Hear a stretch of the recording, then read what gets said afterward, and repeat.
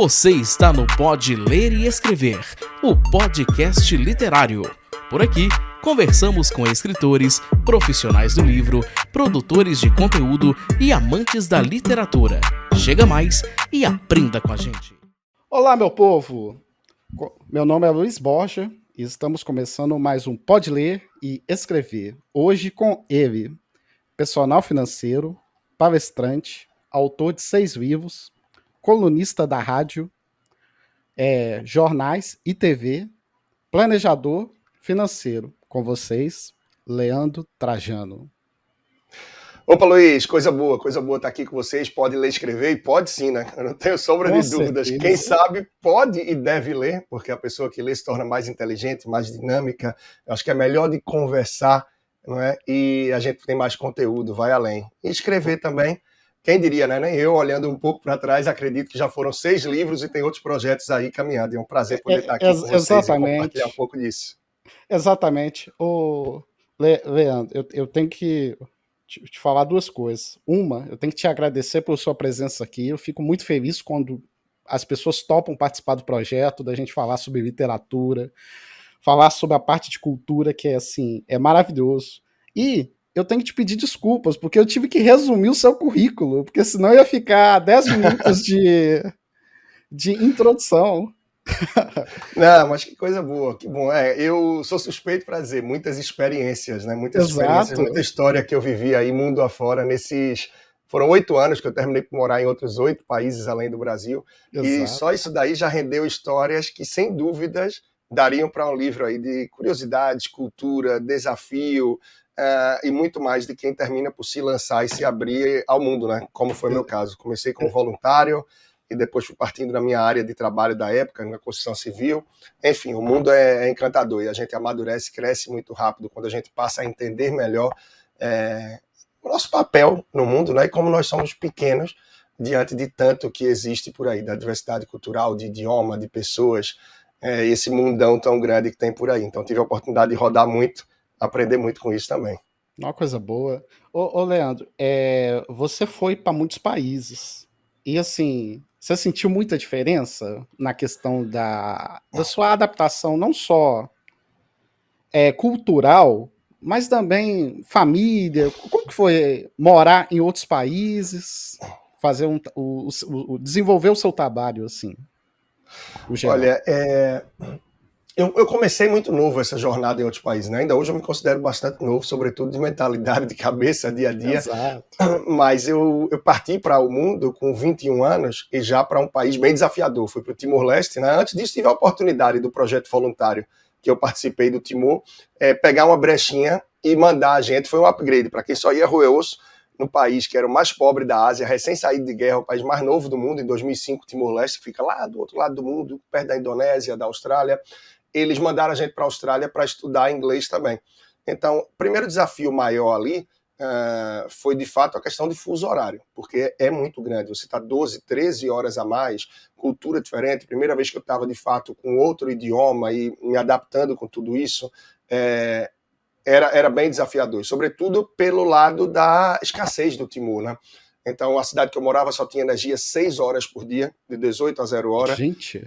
Só tinha energia todo dia, das 18 a 0 hora. Então, assim, era uma realidade muito diferente de tudo o que eu vivia no Brasil. O próprio idioma, né? Apesar de algumas palavras que são similares com o português, o teto é um idioma que, se você não estuda e você não mergulha nele, você não vai se comunicar com as pessoas. Porque no Timor as pessoas não falavam português de fato, só os mais velhos, né? Então, a diversidade cultural é muito grande, porque eu fui para a Austrália e Timor-Leste, esse projeto durou 1 ano, depois eu parti para Angola, e aí já não mais como voluntário, mas trabalhando na construção civil, primeiro na parte de recursos humanos, ritmo de trabalho muito forte, outro país, contraste social muito grande, África, longe da família, uma experiência fantástica, né? Acho que eu sou de fato cidadão do mundo, né? E estou aberto a isso. De lá, resolvi investir em mim, depois saí de 1 ano e meio em Angola e estudar espanhol no Peru, para aprender um pouco mais e evoluir no idioma, né? A ideia era ir para a Argentina ou Espanha. Naquela época tinha uma xenofobia muito grande na Espanha devido ao desemprego, às oportunidades que os espanhóis viam que o estrangeiro roubava, então não tinha portas abertas. E a gente estava na outra pandemia, muito mais leve do que a do coronavírus, mas em 2009 a gente teve o H1N1, aquela gripe aviária ali, tudo isso pesou um pouco, e a Argentina estava muito pesado nesse sentido. E o lugar que dava para eu ir era para Cusco, no Peru. Cultura fantástica, cultura viva, história viva pelas ruas. Foi uma experiência riquíssima também. E aí, já saindo com o idioma mais avançado, me preparando mais no Brasil, tirando o DEL espanhol, o diploma de espanhol como língua estrangeira, eu me mandei depois para trabalhar na Bolívia, construção civil também. Então, da Bolívia, fui para o Equador, era outro mundo, né? Na Bolívia, eu estava na parte indígena dela, a cidade mais alta do mundo, que é Potosí, onde tem o time Real Potosí, que é o primo pobre do Real Madrid, né? Então 4.090 metros de altitude, equivalente a um prédio de 1.100 andares. Olha. Outro mundo, outra cultura, um idioma que eu já me sentia à vontade e fui evoluindo também. E aí do Peru para Bolívia, da Bolívia para o Equador, do Equador para o Haiti, do Haiti para Gana. Então isso tudo me fez evoluir muito como ser humano, como profissional, porque de fato essas mudanças mostram a nossa capacidade de adaptação. E tem uma coisa que é bem interessante, eu só me dei conta anos e anos depois disso aqui que eu estou pegando, porque nunca decorei. Terminou que no fim das contas, eu já morei em 9 países, 11 cidades e 16 casas diferentes. Olha só. E a gente acha que não se adapta às coisas. Então essa é uma das tantas e grandes lições que daria para a gente fazer um podcast só das experiências pelo mundo. Mas 9 países, 11 cidades, 16 casas, tantos idiomas diferentes, terminaram por mostrar como a gente tem uma capacidade de adaptação. Por mais duro que seja muitas vezes, quanto mais a gente resiste é pior, e quanto a gente mais se abre a essas experiências, melhor. Isso tudo eu acho que ajudou a construir um pouco mais do que de tudo que eu vivo hoje, do que eu tenho em mente hoje, sem sombra de dúvidas. Então, acho que quando a gente se abre para o mundo, a gente aprende muito, a gente cresce, e a gente, querendo ou não, quando a gente se abre para o mundo, e você não só pode ler, mas como você deve ler, entender um pouco mais quanto a cada país, cada cultura, cada povo que você vai, e aí você está no dia a dia com isso, você vai além, né? Então, acho que por isso que é interessante, desde a base do que é aqui o podcast, né, o Pode Ler e Escrever, porque abre a mente da gente em todos os sentidos. Exato. Ô Leandro, você se considera um eterno estudante? Porque cada país é um desafio diferente, cada país é uma mentalidade diferente, porque hoje eu vejo que você tem um foco grande em palestras, se eu não estiver enganado, são para casais. O universo financeiro, né? Gestão financeira. O universo financeiro, negócios, no geral. Planejamento financeiro, investimentos. Bem voltado para esse mundo das finanças que é muito amplo, né? Exato. Aí, hoje, exemplo, você chega num país, cada país tem uma mentalidade. Foi um desafio para você adaptar o seu material? Conta pra gente os desafios, porque eu acho que muita gente tem curiosidade, porque, não vou viajar para outro lugar não, porque ninguém vai entender a minha metodologia. Vamos falar um pouquinho sobre a sua metodologia, porque eu acho que o pessoal tem curiosidade sobre isso. Está gostando desse episódio? Já vamos voltar, mas eu quero só dar uma dica super importante para você que é autor independente. Conheça o Clube de Autores, que é a maior plataforma de autopublicação de falantes da língua portuguesa do mundo. Já são mais de 60 mil autores que fazem parte do Clube de Autores e eles já publicaram mais de 90 mil livros. É isso mesmo, é um número impressionante. Somente em 2022, todos os livros publicados no Clube de Autores representaram mais de 20% dos livros de língua portuguesa do mundo. É um número incrível. E esse número só é possível graças à tecnologia empregada, que você pode, em poucos minutos, publicar o seu livro de forma gratuita. E eu sou prova disso. O meu livro, Frases Minhas sobre um Coração em Festa, foi publicado no Clube de Autores em 2022 e o processo é super simples. Basta fazer o cadastro na plataforma, seguir o passo a passo de publicação e logo o seu livro está publicado na plataforma, tanto no formato impresso quanto no formato digital. Você que é autor independente, não perca mais tempo. Acesse www.clubedeautores.com.br. Então, vamos voltar para o episódio? É verdade. Na época, primeiro eu fui como voluntário, né? Então, o coração aberto para ajudar, para trabalhar com os projetos que a instituição ia me encaminhar. E isso foi muito rico, né? A primeira barreira do idioma e depois de se adequar a realmente essa cultura, quando a gente fala, eu nem vou falar da cultura ampla, mas da microcultura, né, dos hábitos realmente ali do dia a dia. Cada cidade, cada região do país já tem diferenças. Imagina quando você vai para o outro lado do mundo. Então, com a Austrália e Timor-Leste, teve muito disso, né? Depois, os outros países que eu tive experiência foram trabalhando com construção civil. Então, tinha muita questão também de cultura empresarial, do que aquela empresa trabalhava dentro, e a gente se adequar em cada lugar, de acordo com as leis do lugar, com a forma de trabalhar de cada equipe, de cada funcionário, de cada parte. E eu estava, na época, responsável por bastante gente. Um dos últimos países que eu passei, por exemplo, o Haiti, tinha de 200 e tantos a quase 300 pessoas que estavam ligados aos setores que eu era responsável. Então, esse desafio do idioma no Haiti, por exemplo, tem momentos que eu precisava recorrer a tradutor, claro. Apesar de fluir bem com o inglês, ter um básico do francês, usar muito espanhol no Haiti, porque tem muito dominicano que trabalha lá também, né? A República Dominicana é outra metade da ilha. E o português do dia a dia, porque era uma empresa brasileira, mas tem o crioulo haitiano, que eu sabia o básico para também me comunicar no dia a dia. Então, quando era uma reunião, algo mais técnico, a gente precisava recorrer para algum tradutor. E nessas horas a gente vê que a barreira do idioma, como ela é interessante, é importante, quando a gente lê, quando a gente estuda, quando a gente vai além, a gente pode desenvolver algo mais. E com o tempo, fiquei no Haiti cerca de 1 ano e meio, com o tempo eu já fui avançando no idioma também. E isso foi dando uma base para que eu pudesse conversar, olhar nos olhos das pessoas, entender melhor o que é que buscavam. E eu acho que isso é fundamental, né? Cada lugar que a gente vai, a gente realmente se jogar e viver aquele lugar. E não importa se quem está ouvindo a gente disser, poxa, mas eu nunca viajei para fora do país, eu nunca pensei em ir. Não importa se você está indo para um interior, se você está indo para o sertão, se você está indo para o litoral, procura viver aquele lugar. Não se abre para apenas comer aquilo que você gosta. Tem alguma comida que é típica? Tem alguma coisa, alguma apresentação, manifestação cultural que vale para você conhecer algo mais? Tem uma feira de artesanato? Então, o idioma é importante para que você desenvolva tudo isso, claro. Entender e se submeter, fazer uma imersão cultural e gastronômica também ajuda. E independente, se você está indo para um outro país, para um outro estado, para uma outra região, quanto mais a gente se abre, mais a gente realmente se expande com a nossa mentalidade, com o crescimento do dia a dia. Isso é fundamental para essa construção de quem quer realmente ter uma vida, se abrir um pouco mais para viajar, seja pelo mundo, pelo país, não importa, né? E sempre vem o crescimento e o aprendizado com isso tudo e da base, independente dos passos que você vai ter a seguir.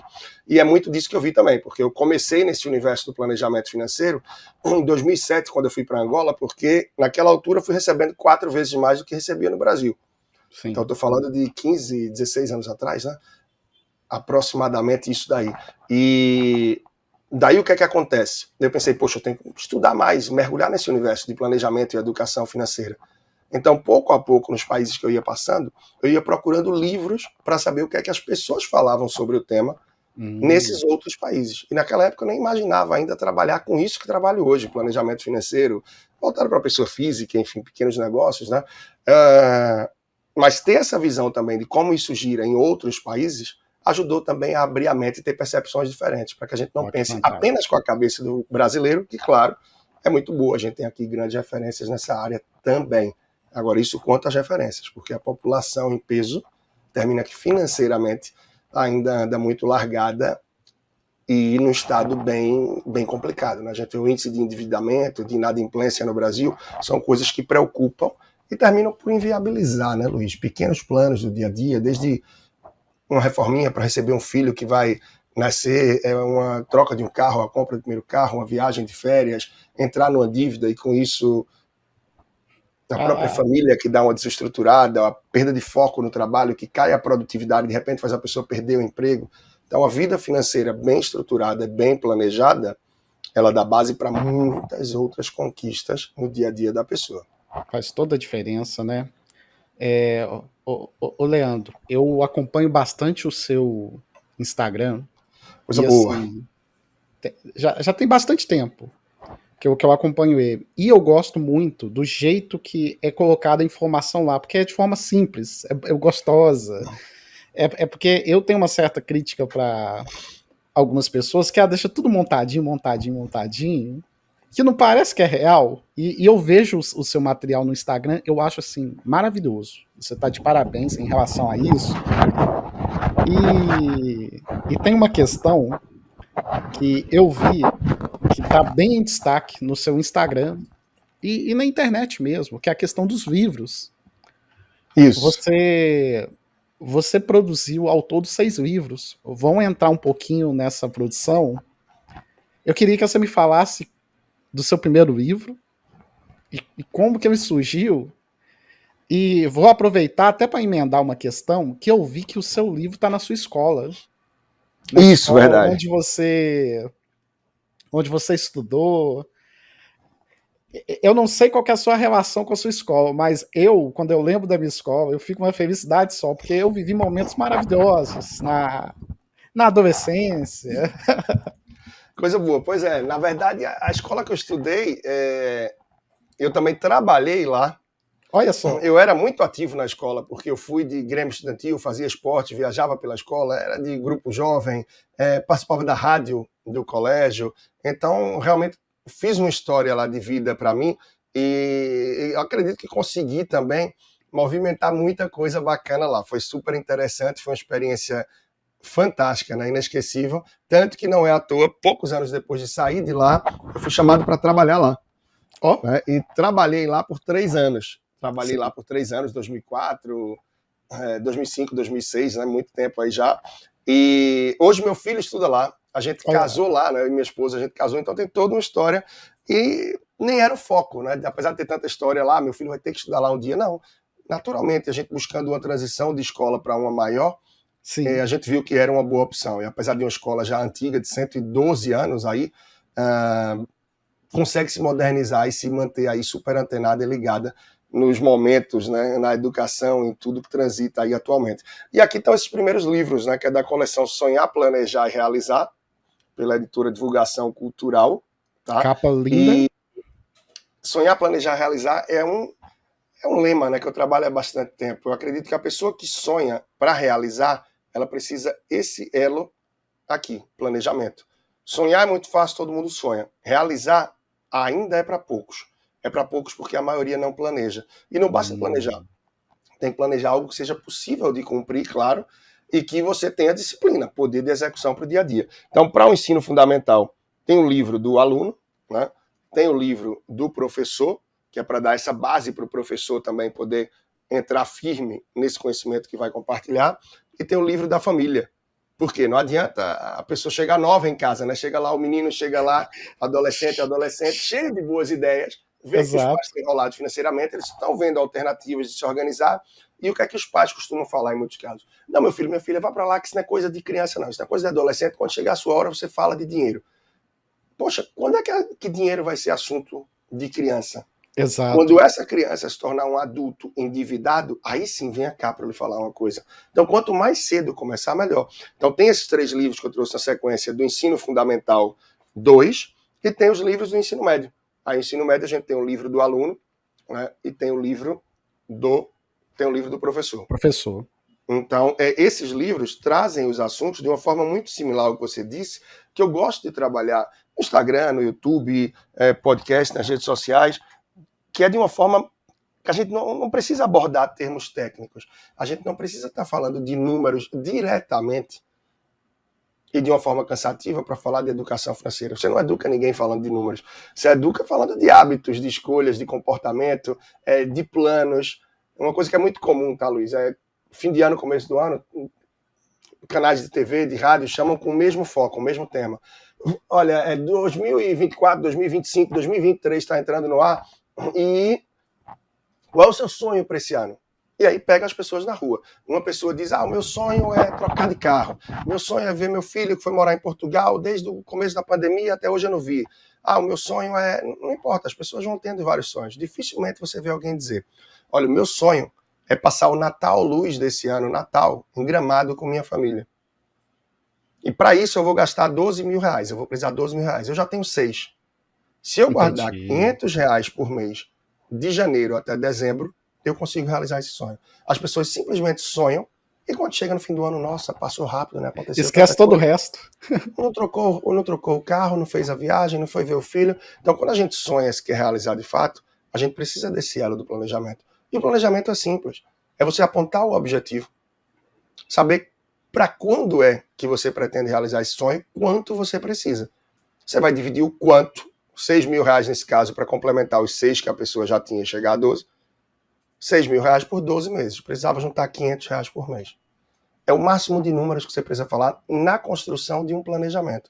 Mas quando você vai falando com crianças, ou até com muitos adultos, você vai falar de uso de cartão de crédito, as formas da pessoa usar, entender um pouco mais de orçamento, ou seja, peraí, você ganha X por mês, quanto é que você gasta por mês? A maioria das pessoas não sabe. Fazem de cabeça, né? Peraí, eu gasto isso com isso. Quando a pessoa faz de cabeça, dificilmente ela calcula estacionamento, ela calcula os presentes que dá, ela calcula alguma manutenção que todo mês quase ali aparece. Então, sejam os presentes, remédio. Então, quando a pessoa para, anota, faz uma base, para eu ganho tanto, estou gastando com isso. Então, tem várias formas da gente partir que são simples da pessoa fazer, sem muitos termos aí de economês ou termos em outros idiomas que fazem muitas vezes as pessoas mais se afastar da vida financeira do que se aproximar. E não é tão difícil virar o jogo financeiro. Acho que a primeira coisa que é necessária, perdão, só para devolver aí a palavra, é dedicar tempo. Sim. E as pessoas não costumam dedicar tempo para cuidar da vida financeira. A pessoa quer estudar um outro idioma, aprender, tem que dedicar um tempo, tem que ler, tem que parar, ter aula, tal. Quer perder peso, vai ter que fazer exercício, comprar uns alimentos diferentes, talvez fazer um preparo diferente.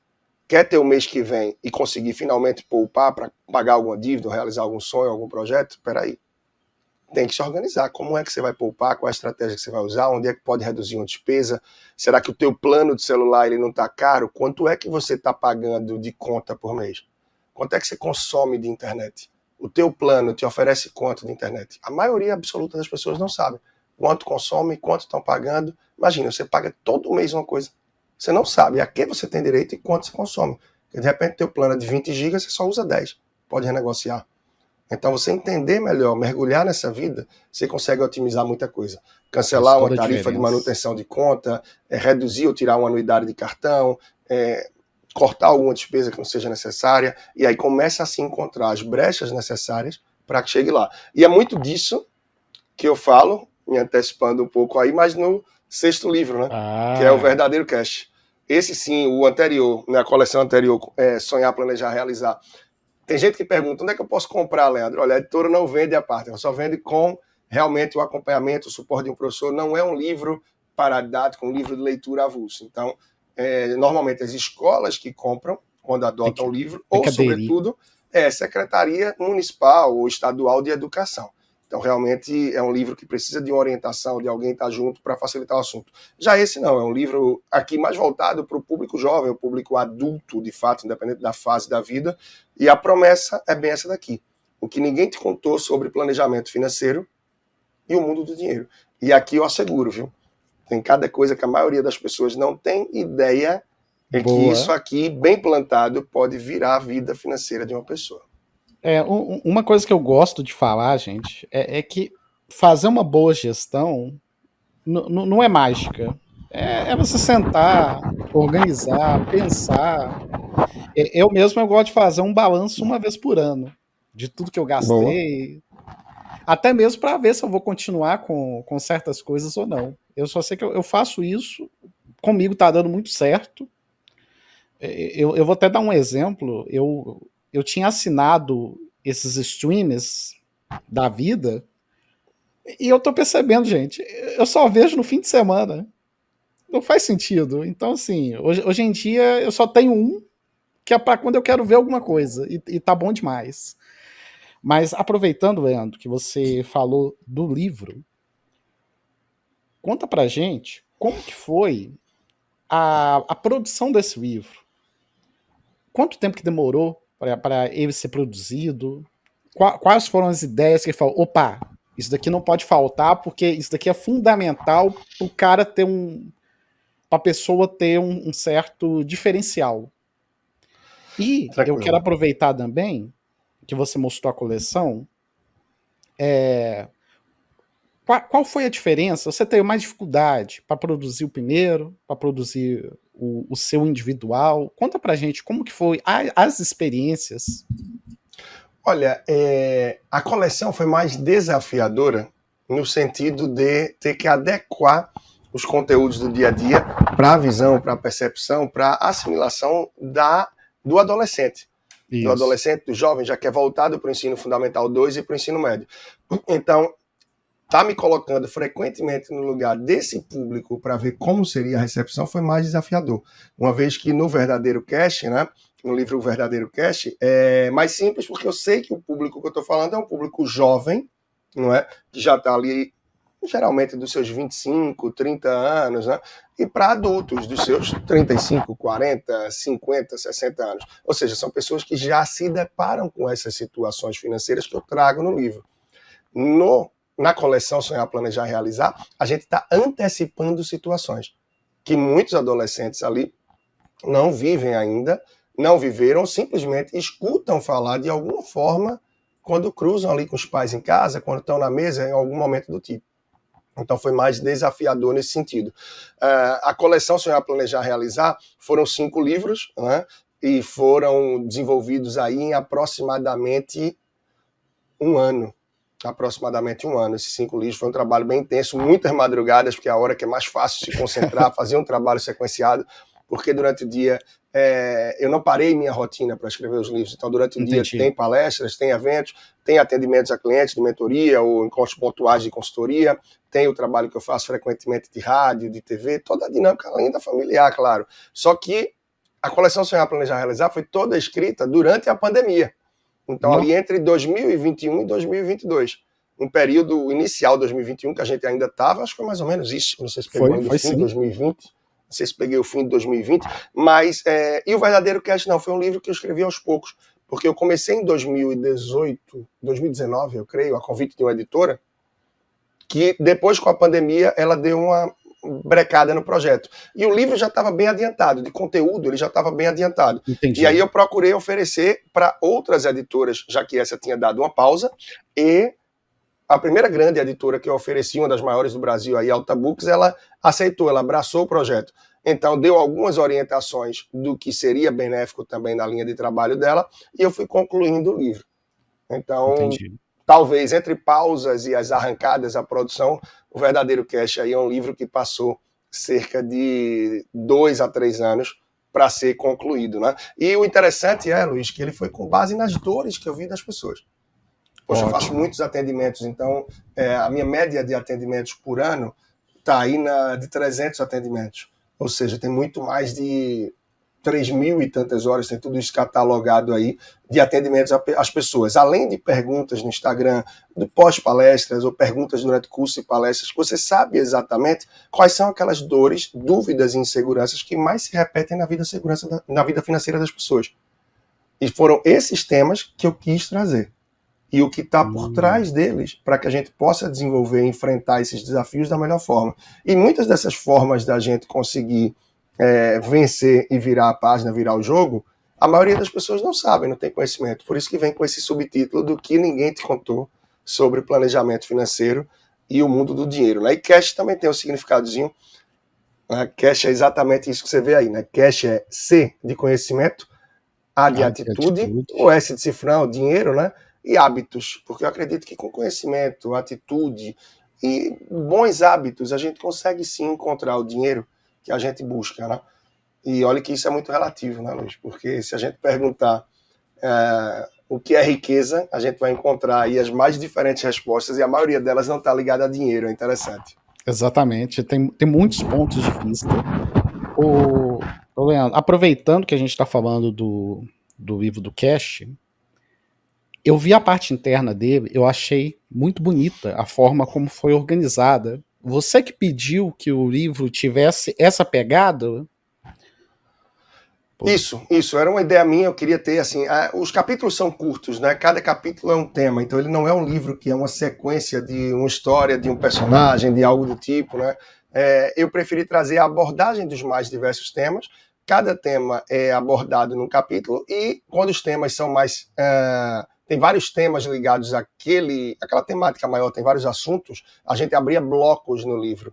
Então, os capítulos são curtos, o que faz com que a leitura seja mais dinâmica, e eu queria que ao fim de cada capítulo fosse destacada uma frase, que era a frase que fosse mais marcante, ou para puxar ali, para de alguma forma a pessoa, opa, peraí, isso faz sentido.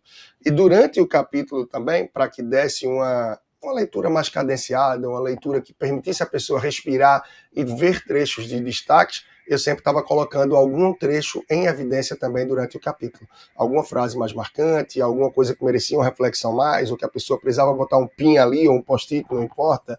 Então é uma leitura que termina sendo agradável. E o que é interessante é que as pessoas que me conhecem, que já estão com o livro, né, a gente está avançando aí, em breve acredito que já está finalizando a primeira edição, essa expectativa, o trabalho da gente, né? As pessoas que me conhecem, seja pessoalmente ou que acompanham em redes sociais, muito aí na mídia e tal, terminam por dizer, poxa, André, é como se eu estivesse falando com você, ouvindo de você falando o livro. Então isso que foi muito bom, muito bacana para mim, porque a primeira vez que eu tive um convite lá atrás de escrever um livro, me falaram do ghostwriter, né, que eu não sabia nem que existia essa possibilidade, que é o escritor fantasma. Verdade. E aquilo me deixava um pouco intrigado, né? Poxa, escrever um livro é uma coisa fantástica. E eu acho que é para poucos ainda, né? Apesar da gente ter tantos livros aí, mas quantas pessoas que a gente conhece escreveram um livro de fato, o livro foi publicado, né? E eu dizia, eu vou escrever um livro, eu vou botar o meu nome, e ele não vai ser escrito por mim? Não, mas é uma pessoa que vem, um profissional, ele vai ter reuniões com você, ele vai ver muito material seu, saber exatamente como você trabalha, para que ele use a sua linguagem. Mas eu não me via à vontade com isso. Imagino. Eu disse, não, eu quero realmente dedicar e saber que cada ponto, cada vírgula, cada pensamento que tem ali, ele saiu realmente daqui, do dia a dia, das experiências, das perguntas, daquilo que eu me deparo com o público, com os clientes, né? Então, toda essa riqueza que tem aí no Verdadeiro Cast a título de conteúdo, sem sombra de dúvidas, vem com esse peso, com esse olhar. E de muitos feedbacks bacanas que eu tive ao longo dessa jornada, né, Luiz? Fazendo agora 2023, 10 anos já trabalhando na área de planejamento financeiro. Já tive muito feedback bom de pessoas que mudaram a vida através de trabalho de consultoria, de mentoria. E incrível, mais incrível que seja, até de palestras, né? Teve gente que já foi numa palestra, que normalmente a palestra a gente quer causar a transformação, mas muitas vezes a gente sabe que na palestra a gente faz aquele atrito ali que sai aquela faísca. Tem gente que deixa aquela faísca apagar logo, tem gente que deixa aquilo ali se tornar um fogo, um incêndio, uma revolução na vida da pessoa. E, sem sombra de dúvidas, é o feedback que eu acredito que terei pouco a pouco com pessoas que leram o Verdadeiro Cast, que abraçaram esse livro e que foram atrás, né? Até porque livro, como se diz, plantar uma árvore, ter um filho e escrever o livro, né? Filho nem todo mundo quer ter. O livro não é algo tão simples. Plantar uma árvore, cada vez mais a gente vive nos grandes centros e está distante, né? Então, árvore eu já plantei na Bolívia e em Angola. Quero plantar uma no Brasil agora, que é algo que não deve ser a meta desse ano, né? Filho eu já tenho um e livro já tem esses 6, né? Mas eu acho que tem mais coisa boa aí. Que coisa boa. Porque eu até queria te dar esse feedback, porque eu achei a organização do seu livro, O Verdadeiro Cast, muito boa. Muito boa mesmo, porque o que eu percebo? Às vezes a pessoa tem um conteúdo muito bom, só que ela não dá uma pausa. Verdade. Aí a pessoa fica cansada e ela não termina o livro. Eu já vi muita editora grande errar por causa disso. O autor é excelente, mas na hora de organizar o material, ela pecou nesse detalhe. E a forma como ele está organizado, a pessoa dá uma respirada. Opa, gostei, deixa eu anotar aqui.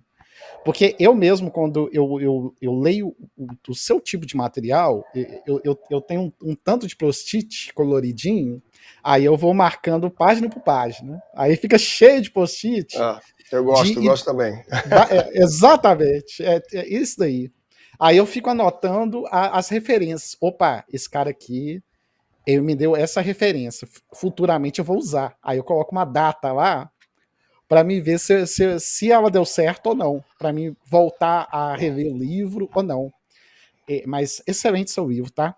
E Leandro, eu queria aproveitar que a gente falou do seu Instagram, da forma como você passa informação, que eu achei muito boa.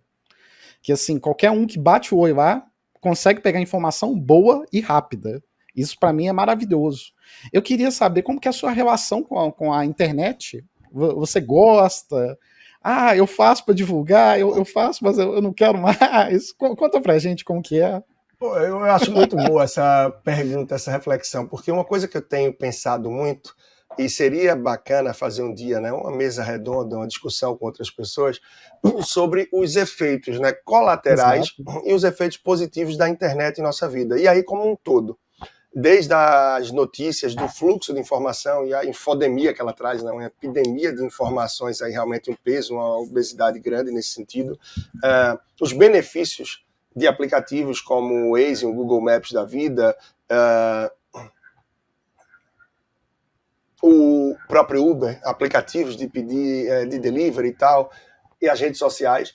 Mas o que é que isso tudo causa também de efeito colateral na nossa vida? Se a gente pudesse passar uma régua, uma linha no meio e dizer, olha, o que fica e o que acabou-se, nunca mais vem, porque só causou polarizações, algoritmos trabalhando a favor de quem está por trás e do que quer, o que é que ficaria, o que é que sairia, né?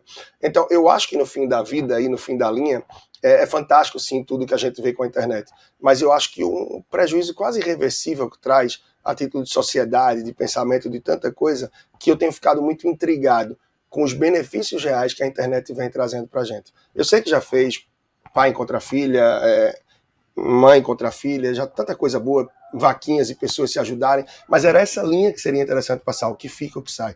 Eu acho que para quem se escraviza no dia a dia com o Instagram, por exemplo, mostrando em stories tudo que faz, muita gente já chegou para mim e diz, poxa, a pessoa vê alguém que tem afinidade na internet e a pessoa quer olhar, saber o que é que a pessoa está fazendo, como é o backstage dela, não é, o que é que ela está fazendo por trás, não é, enfim, o que é que rola no dia a dia. E eu já disse, eu não consigo ver a minha vida e olhar para o meu filho, brincar com ele, estar aqui com um celular no meio. Essa é a visão que ele vai ter de mim e não essa. Ele não vai conseguir ver um sorriso, não vai conseguir olhar no olho. Então, assim, eu não quero ver a vida dessa forma, né, o tempo todo, com algo no meio. Por mais que isso possa, de alguma forma, impedir ou reduzir alguns poderes de monetização que eu poderia ter, mas são escolhas. São escolhas, assim, eu uso sim a internet, mas sou tranquilo de saber que hoje eu tenho números de tudo, apesar de ter um pequeno negócio, mas eu gosto de ter números e trouxe a cultura de grandes empresas que trabalhei, então eu tenho números de tudo que eu trabalho, indicadores. Então hoje eu sei que o Instagram, por exemplo, tem um poder grande sim. Cerca de 40% da demanda que surge do que é mentoria e consultoria vem de lá. E praticamente 50% vem de indicações. E isso me deixa muito tranquilo. Porque por mais que o Instagram um dia saia do ar, que ele pare, ele não quebra minhas pernas. Agora imagine a pessoa que depende 100% de redes sociais para tudo o que gira o negócio dela. É a mesma coisa que uma empresa de serviço, né, terceirização de serviços, tenha na carteira apenas clientes do meio público. Então, diversificar a carteira, diversificar o meio de trabalhar é muito importante. Por isso que eu gosto tanto de estar com palestras, de estar com eventos, de estar vendo o público de perto também, de estar presente em rádios, de estar presente em TV, de estar presente em outros meios também de sites que não sejam só rede social. Mas no meu dia a dia, eu confesso que eu poderia ser muito mais presente com essa questão de bastidores e de trazer tudo isso daí. Mas é uma escolha de em alguns momentos estar desconectado também para poder viver o mundo real e a vida como ela é de fato, porque eu acho que é isso que a gente planta e é isso que traz a proximidade da gente para o futuro, né? Para fortalecer o presente e para no futuro a gente ter mais histórias, mais experiências com as pessoas que realmente estão ali no nosso dia a dia, com a família. Então esse equilíbrio é que eu acho que é difícil para muita gente ter, né? É muito comum a gente ainda ir em bares, restaurantes e ver ali, tá todo mundo na mesa no celular. Em um momento, ok, né? Peraí, tem 3 ali que estão no celular e só eu não tô, deixa eu dar uma espiadinha também. Mas quando é maior parte do tempo assim, tem alguma coisa que tá errada e que eu acho que vale equilibrar de alguma forma, né? Por mais que seja uma pessoa, Luiz, que diga, mas eu tô trabalhando, eu tô ganhando dinheiro, que até é o meu caso, meu celular não é ele me ajuda a monetizar, a fazer negócios, né? Porque ali eu tô atendendo clientes, virou tô tendo braço, procura. basicamente. Porém, a gente não pode se escravizar com isso. Porque se a gente não souber a hora de dar uma pausa, a gente se perde. E aí a gente pode perder bons momentos e boas passagens e oportunidades da vida também. Esse equilíbrio é que eu acho que ainda falta para muita gente e que eu procuro manter ao máximo no dia a dia entre erros e acertos. Não, fantástico, Leandro. Gostei muito dessa resposta. Muito boa mesmo. Ô, Leandro, antes da gente entrar na nossa etapa final, só dar um avisozinho aqui, importantíssimo. Tranquilo. Gente, os marcadores do Pode Ler e Escrever, você já encontra na Rede Leitura. Hoje você encontra no Pátio Savassi e no BH Shopping. Ô Leandro, Opa, hoje, coisa boa, viu? Espero que chegue aqui na leitura pro meu lado também, aqui em Recife, viu? Chegando para cá, já passo lá para buscar. Ótimo. Vou fazer questão de tentar fazer alguns chegarem aí. Beleza, maravilha. Ótimo. Ô Leandro, como que a gente faz para te achar? Pois é fácil, né? Hoje em dia, o próprio nome no Google já acha muita coisa e de cara vai aparecer meu site, né? O site é fácil, leandrotrajano.com. Se você botar personalfinanceiro.com também chega. Se você errar e cair no .com.br também chega. Também chega. Então, vai para o leandrotrajano.com, é a base. E no Instagram você encontra o Personal Financeiro. Botar Personal eu Financeiro. também te achei no LinkedIn também. Isso, LinkedIn. Então, eu sempre estou trazendo conteúdo também, informações no LinkedIn. Tem o canal do YouTube, tem meu podcast. Então, no próprio YouTube, ou na sua plataforma de áudio aí favorita, você procurar por Leandro Trajano também encontra. Então, tem mais de 600 episódios já lá no podcast, né?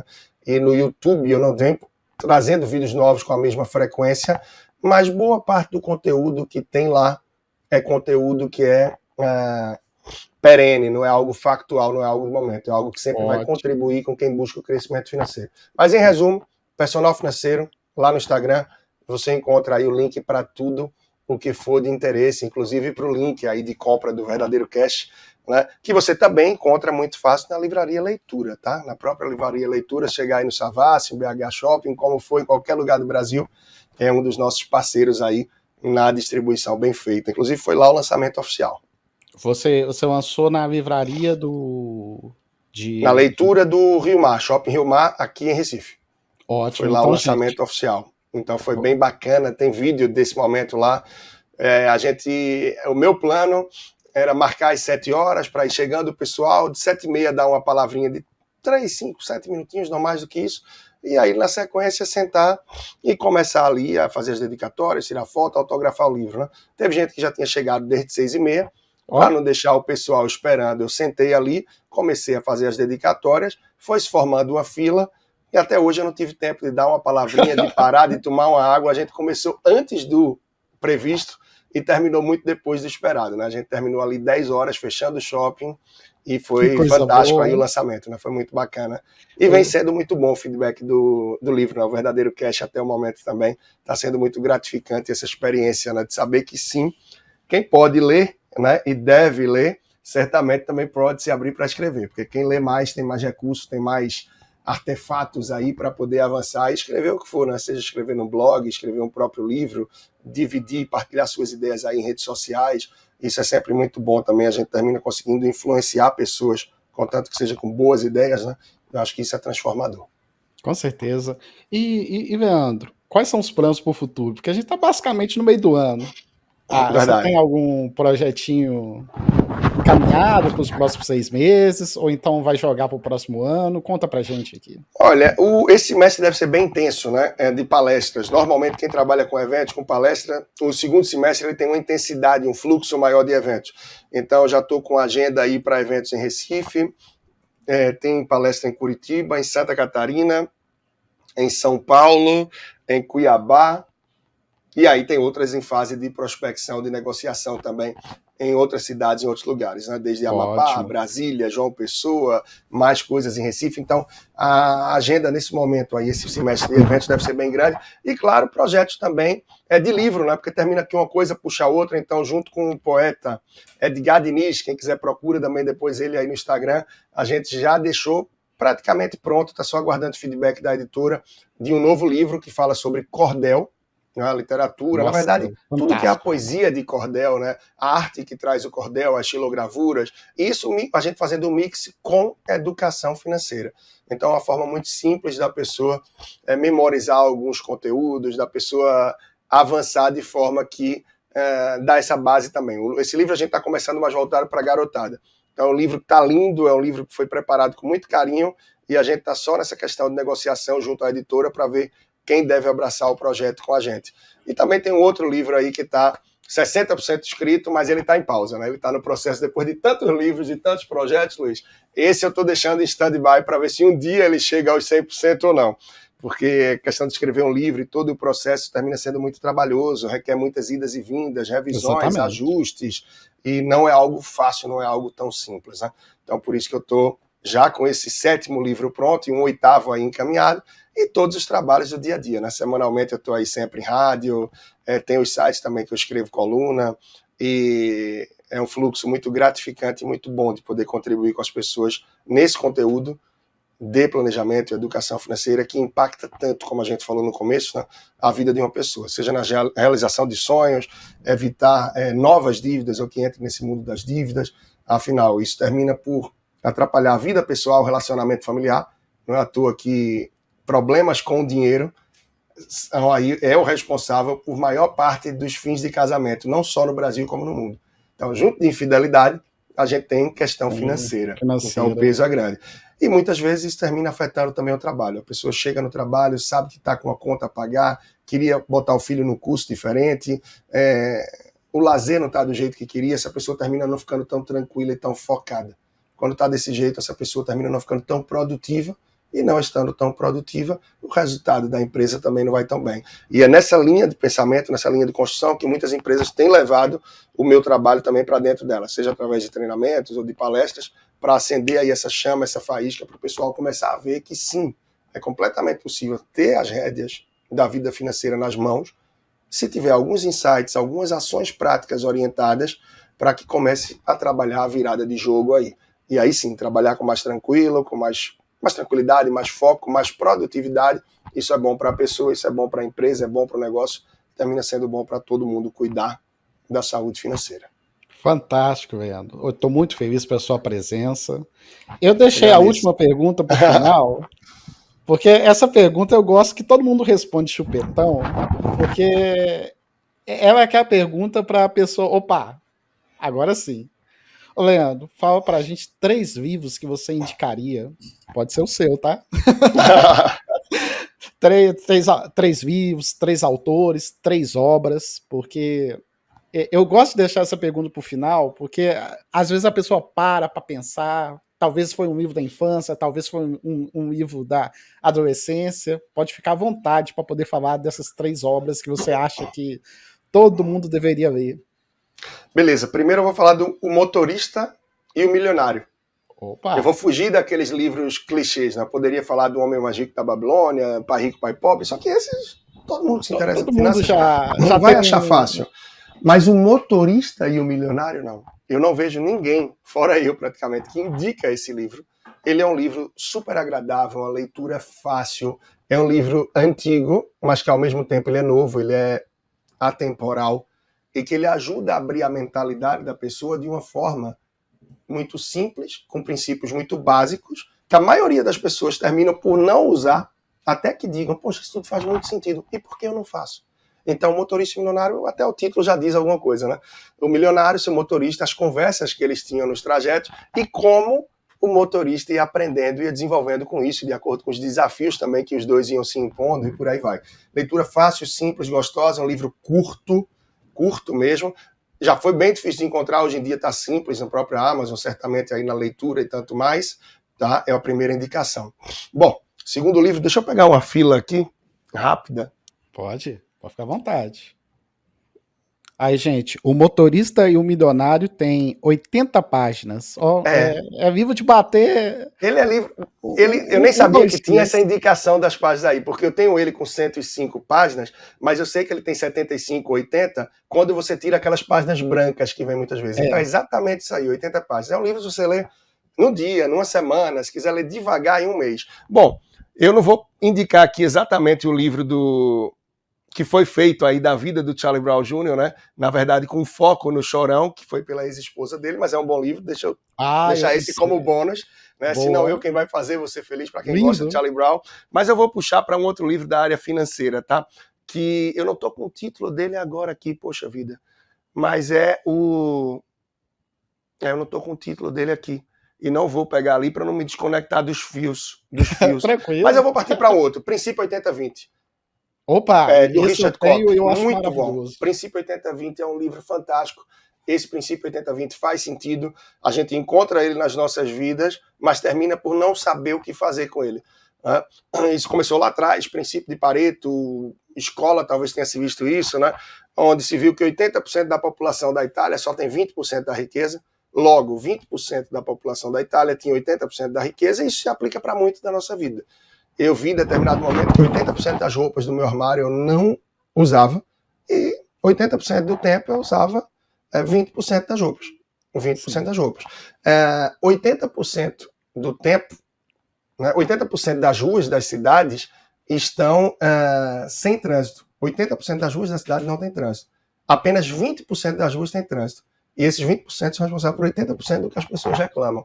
E por aí vai. Então, o princípio 80-20, nesse livro, ele ajuda a gente a refletir como fazer mais com menos. Como a gente focar naquilo que é mais importante e responsável pelo que realmente faz diferença e vai marcar na nossa vida. Esse livro impacta nos negócios, impacta sim em algumas decisões financeiras, profissionais e pessoais, e é um raciocínio super bacana que vale a pena. Princípio 80-20 do Richard Koch. E o terceiro não podia ser diferente, né? Porque eu sei que impacta sim, e que o que ele traz aqui, o verdadeiro cash do Leandro Trajano, é o que ninguém te contou sobre o planejamento financeiro e o mundo do dinheiro. Eu não tenho como fazer diferente. Eu sei que existem sim vários outros livros sensacionais. Por exemplo, o Gustavo Cerbasi, não preciso citar um livro dele. Qualquer livro dele vai ser fantástico, vai ser sensacional. Para mim, é a maior referência na área.